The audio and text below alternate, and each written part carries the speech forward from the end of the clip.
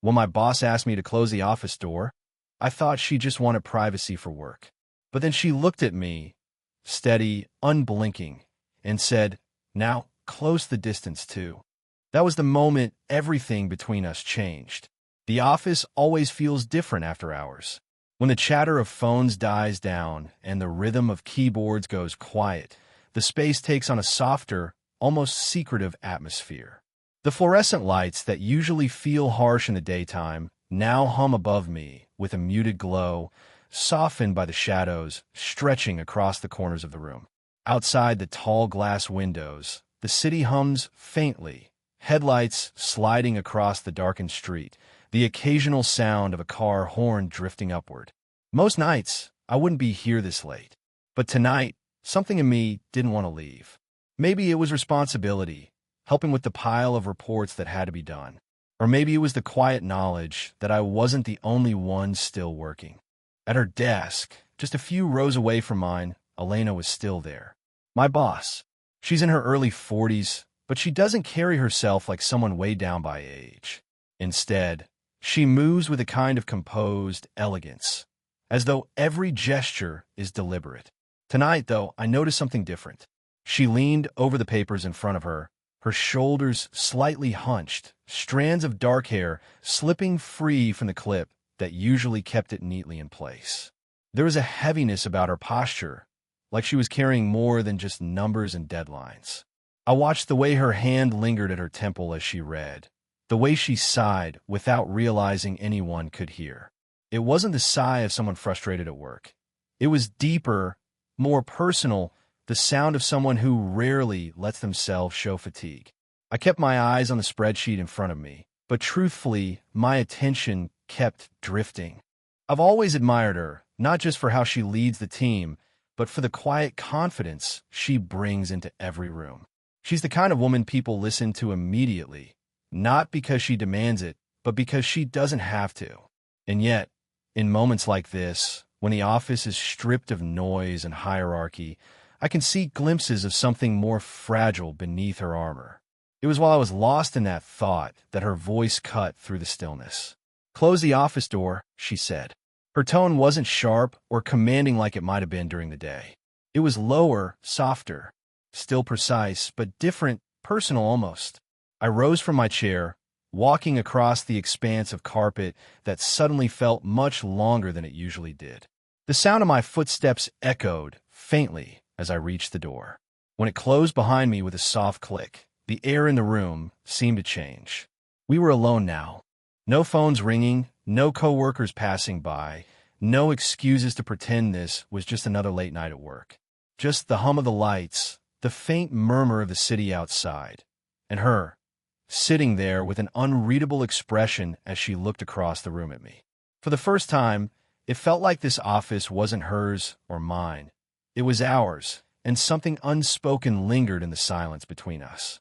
The door had barely latched shut before the silence pressed in heavier than before. It wasn't uncomfortable, just charged like the still air before a summer storm. I went back to my chair, the scrape of it against the floor sounding far louder than it should have in the empty office. Papers were scattered across her desk, pens angled every which way, evidence of the long hours she'd been putting in. I sat across from her, the desk acting like a thin line drawn between us, separating boss from employee, age from youth. Still, my eyes kept drifting across that line. Elena was leaning back now, studying the documents with a furrowed brow, but every so often she'd rub her temples, her fingers moving in slow circles as if trying to ease the pressure that lived there. The lamplight on her desk softened the edges of her features, catching the faint lines at the corners of her eyes, the kind of lines that don't take away from beauty, but deepen it, adding a grace earned only through time. I found myself cataloging the details without meaning to. The way her blouse sleeve brushed against the silver band of her wristwatch as she shifted the papers. The way her breathing deepened when she let herself focus too hard. The way her lips pressed together when she was lost in thought. And then there was the space, the literal feet between us. It wasn't wide, but it felt significant, like it held everything unsaid.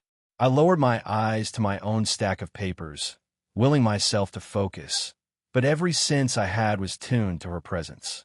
I could hear the faint rustle as she shifted in her chair, the click of her pen against the desk, the almost imperceptible sigh that slipped through her lips. When I finally looked up again, her eyes were already on me. It wasn't a fleeting glance. It lingered, steady, searching, as though she was trying to read something on my face that even I didn't know was written there. My chest tightened under the weight of it. I wanted to look away, but I couldn't. There was a question in her gaze, unspoken, veiled behind the professionalism she always carried. But beneath it, there was something else, something softer, something that pulled me toward her even though every logical thought reminded me of the space that should exist between us, the years, the titles, the rules. I swallowed hard, realizing how quiet the room had become. Even the city outside seemed to fade into the background, as if the world itself had stepped back to give us this moment. I wondered if she could hear my heart, if the silence was loud enough to betray me. Then, with the faintest curl of her lips, she smiled. Not the polished, confident smile she wore for the office, but a smaller, quieter one. One that said she'd noticed me noticing her. And suddenly, the space between us didn't feel so wide anymore. For a long moment, neither of us spoke. The room was still, save for the faint ticking of the wall clock above the filing cabinets. It was the kind of silence that doesn't feel empty, but weighted like something important is gathering in the air. Elena shifted slightly in her chair, leaning back, the papers forgotten in front of her. Her gaze lowered to her hands folded neatly on the desk, and when she finally spoke, her voice was quieter than I had ever heard it. "You know," she began, hesitating as though choosing each word carefully, "sometimes people forget that I'm human too." I looked at her, unsure how to respond, so I just listened.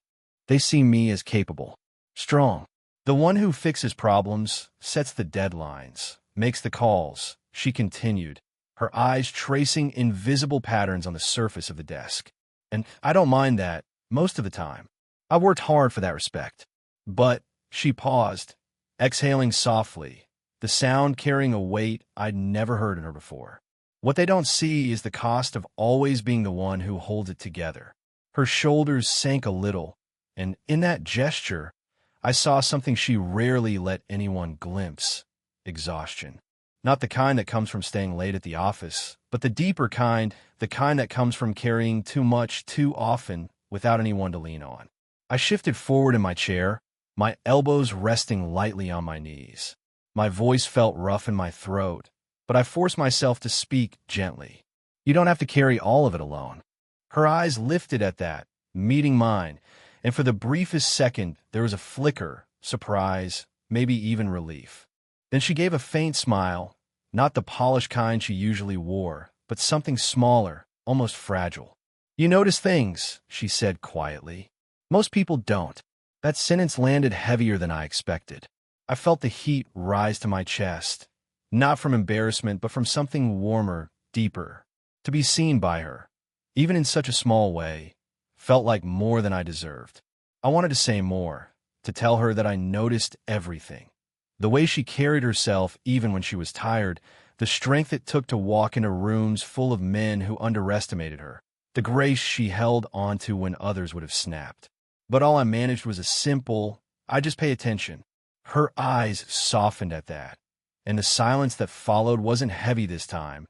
It was gentle, a kind of quiet that felt like shared understanding. For the first time, she wasn't just my boss. She wasn't just the confident woman who commanded rooms with her presence. She was Elena, a woman with burdens, with doubts, with a heart that had learned to hide behind steel. And in that moment, she let me see the woman behind the title. Her words lingered in the air, that quiet admission that she felt seen, really seen, for the first time in a long while. I didn't know what to say after that, so I just let the silence breathe between us. She leaned back in her chair, her eyes holding mine for a moment longer than felt safe. Then, without a word, she pushed the papers aside, stood slowly, and walked around the desk. The sound of her heels on the hardwood was soft but impossibly loud in the stillness. Each step seemed deliberate, echoing in my chest, tightening the air between us. My pulse quickened as I realized she wasn't heading for the file cabinets or the window. She was heading toward me. When she reached the edge of the desk on my side, she stopped, close enough that I could catch the subtle fragrance of her perfume. It wasn't overpowering, just a trace of something floral with a warmer note underneath, like jasmine layered with something darker. I looked up at her, my breath caught somewhere in my throat. She wasn't smiling now, but her eyes, they were steady, searching, almost daring me to look away. And then she said it. Now close the distance too. Her voice was low, deliberate, and yet it wasn't a command. It wasn't the voice of my boss giving orders. It was something else, an invitation, fragile and fearless all at once. Every rational thought in my mind screamed at me to stay seated, to remember the years between us, to remember the door I had just closed, the one that separated us from the rest of the world, to remember that she was my superior, that the lines drawn around us were there for a reason. But her words sank deeper than reason. They reached something in me that had been quietly, secretly reaching for her all along. I pushed myself up from the chair, slowly, almost cautiously, like if I moved too quickly the spell would break. The desk was at my back now, her presence in front of me, close but not yet close enough. She didn't move toward me. Instead, she let the moment hang there, her eyes never leaving mine. I could feel the warmth radiating from her body, a nearness that made the air feel different, charged. My hand found the edge of the desk behind me, grounding me. Without realizing it, I stepped forward just slightly, the space between us narrowing, my breath mingling with hers. Her lips parted as though she might speak again, but no words came. And I knew she didn't need to say anything more. The invitation was already there. The choice was mine to make. And for the first time that night, I didn't feel like an employee standing before his boss. I felt like a man standing before a woman who wanted him nearer. So I closed the distance. The air between us felt impossibly fragile, like the thinnest glass. One wrong move, one rush step, and it might shatter. She didn't reach for me right away. Instead, Elena let her hand hover near my arm, as if she were testing the air, making sure I wouldn't retreat. And then, so softly I almost questioned if I imagined it, her fingertips brushed the fabric of my sleeve. It was the faintest contact, a whisper of touch, but it was enough to send a ripple through me, a sharp awareness that started at my arm and spread everywhere at once.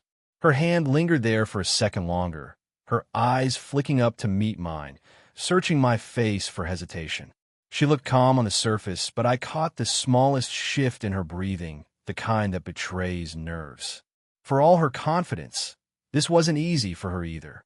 Without thinking, I answered her question with a movement of my own. I lifted my hand and let my knuckles graze against the back of hers. Just a trace of contact, barely there. But it was enough to tell her I wasn't stepping back. Her lips parted slightly, and she drew in a slow breath. The sound of it filled the silence between us, deeper and more intimate than any words could have been. The back of her hand was warm under my touch. I let my fingers rest there a moment, not pressing, just letting her know I was here. My heart was hammering so hard I was certain she could feel it, even though I wasn't touching her chest. And then, with a courage that looked quieter than it felt, she turned her hand over. Her palm opened toward me, not grabbing, not demanding, just offering.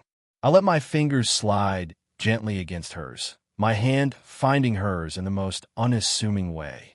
We didn't lace our fingers, not yet. I simply let my palm rest against hers. Our hands joined in a light, tentative hold. That was all it took. The warmth of her skin seeped into me, grounding and electrifying at once.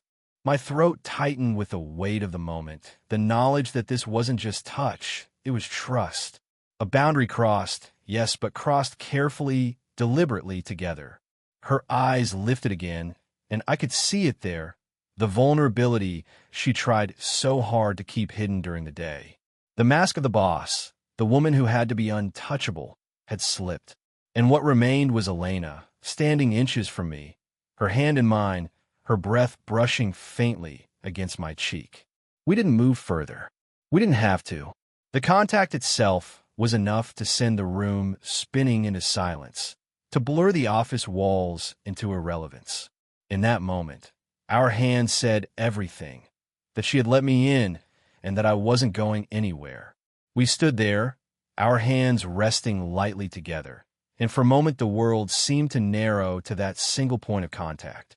The office, the late hour, the piles of unfinished work, all of it blurred into the background. What remained was the quiet pulse of her touch against mine, steady, grounding, alive. She shifted closer, just enough that I could feel the faint brush of her sleeve against my arm. The contact wasn't bold. It was cautious, as though she was testing how far the moment could stretch before it broke. Her eyes never left mine. There was no mask there now, no polished professional distance, only an openness that felt both unthinkably intimate and deeply fragile. Her fingers adjusted slightly in mine, not pulling away but settling, as if she were allowing herself to lean into the choice she had made. The softness of her palm against mine sent warmth up my arm, a warmth that spread to my chest and settled heavily there. I wanted to say something, but words felt clumsy compared to the silence we were sharing. There are some truths that can't be carried in sentences. They have to be felt in stillness, in the pause between breaths. Her free hand came up slowly, almost hesitantly, until it rested against my forearm. The pressure was light, but the effect was anything but. The warmth of her skin through the fabric of my shirt was grounding, and yet it sent my pulse racing. She wasn't gripping me, wasn't holding me in place. She was steadying herself, as though being this close was as overwhelming for her as it was for me. I let my hand rest gently over hers where it touched my arm, my fingers curling just slightly around her knuckles. The gesture wasn't bold or possessive. It was reassurance, my way of saying I wanted her to feel safe here with me. She drew in a slow breath, and in the stillness, I could hear it, steady but weighted, like she had been holding it back all day. When she exhaled, her shoulders softened, just a little, as though something heavy had finally been set down. Our faces were close now, close enough that I could see the faint trace of tiredness beneath her eyes, the delicate lines that hinted at laughter she hadn't had enough of lately, the curve of her lips parting as if she might speak. But neither of us moved to close the last inch. We didn't need to. The silence was not empty. It was alive, humming with every thought we couldn't say aloud. My heart pounded, my skin tingled with the awareness of her nearness. And yet, in that very stillness, I felt more connected to her than I had with anyone in years. We stood like that, hands joined, breaths mingling, and I realized something simple but undeniable. The distance that had always existed between us wasn't just closing, it was gone. It was Elena who finally moved first. She didn't step away all at once, but eased back slowly, as though reluctant to break the fragile thread that had formed between us. Her hand slipped gently from mine, the warmth of her palm leaving a ghost against my skin. For a moment, I thought she might retreat fully, gather her papers, and pull the mask of professionalism back into place. But she didn't. She stayed near, her eyes still soft, her voice quieter than the hum of the lights above us. "We'll figure this out," she said. It wasn't a promise of what we were or what we might become. It wasn't even an explanation. It was something simpler, something steadier, an acknowledgement that what had just happened mattered, that neither of us could pretend otherwise. I nodded, my throat too tight for words. The simplicity of her statement carried more weight than a dozen confessions. It meant she wasn't running from this, from us. It meant she was willing to hold on to it, even if only carefully, even if only one step at a time. Her lips curved faintly, not into a smile of confidence, but into something softer, private. The kind of expression a person wears when they've let someone glimpse the most guarded part of themselves and don't regret it. The spell broke gently, like a candle being blown out. She moved back toward her desk, collected her coat, and slipped it over her shoulders with practiced grace. But when I reached for the door, she was suddenly there beside me, close enough that the brush of her sleeve against mine felt intentional. I opened it for her, the cool rush of night air spilling into the office corridor. And as we stepped through, our hands brushed once more, just a fleeting contact, yet longer than chance. This time, neither of us pulled away immediately. Her fingers lingered against mine, the faintest squeeze, quiet but deliberate. We walked out together into the night, side by side. The city stretched before us, alive with its usual noise, but I barely heard it. The silence between us was no longer charged, no longer fragile. It was companionable, warm, a silence that belonged to us. I knew the challenges still waited. The whispers of coworkers, the sharp lines of age and authority, the practical realities neither of us could ignore. But somehow, those things didn't feel as daunting now, because when I glanced at her, she met my gaze without looking away, and in that look was all the assurance I needed. The distance that had once separated us, years, roles, expectations, had been crossed tonight, quietly, carefully, without spectacle. We didn't need grand declarations. We didn't need to name it yet. What mattered was that, in the hush of a late-night office, we had both chosen the same thing, to step closer instead of pulling apart. And as we walked into the cool night air, side by side, I knew that the distance between us was gone for good.